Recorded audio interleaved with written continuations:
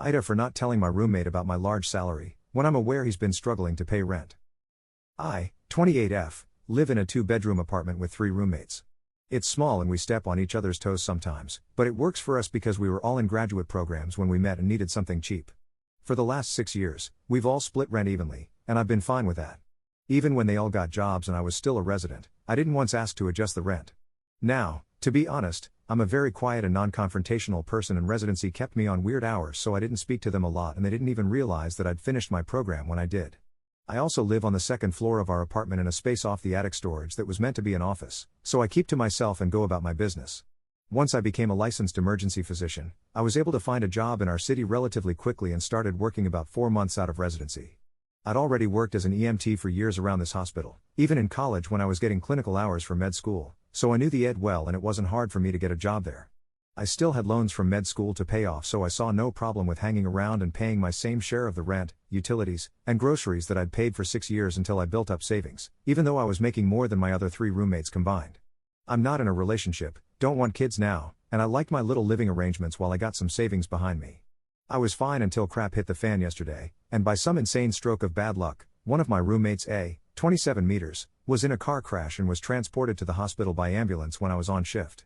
He was fine, just a bit of whiplash and a stitched up cut from broken glass, but while he was in the ed he saw me and realized I wasn't a resident anymore. Even though he couldn't pin down my exact salary, a quick Google search could tell him that in our city I was making at least double what my roommates were. He was pissed and he told my other 2 roommates while I was still at work, so when I came home, they were all waiting for me. He confronted me and asked me what I was making, and I told them the truth. They all lost their minds at me because I knew that A had been struggling to make his share of the rent every month, whereas I was hoarding my money. I listened to what they had to say but said that I still had loans to pay off and I was going to bed. I was tired after a long shift, and I'm aware that I was probably really blunt and cold because when I'm getting yelled at, part of my job description is just to take it with a calm face.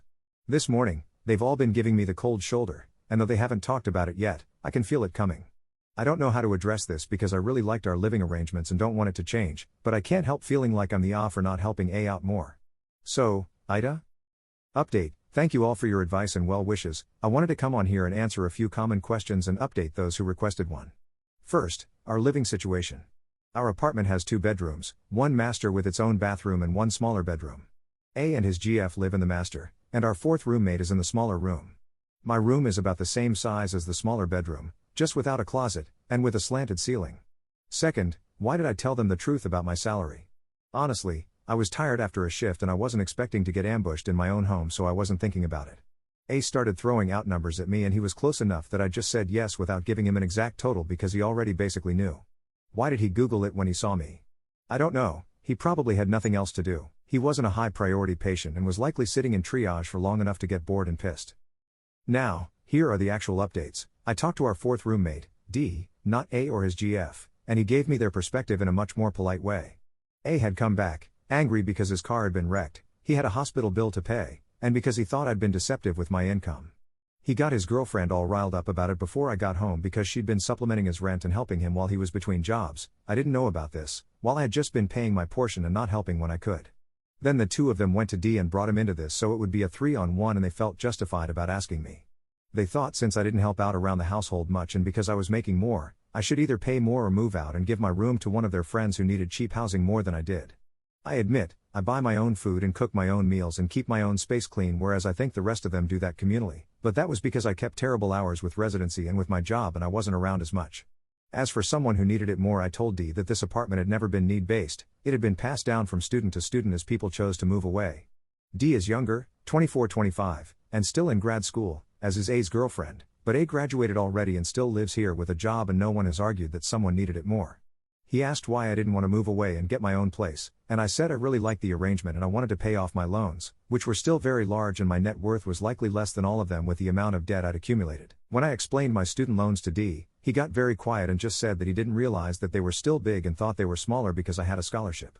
I explained that my athletic eligibility only lasted for my first year because I had redshirted my freshman year of uni, so my athletic scholarship was only for that year.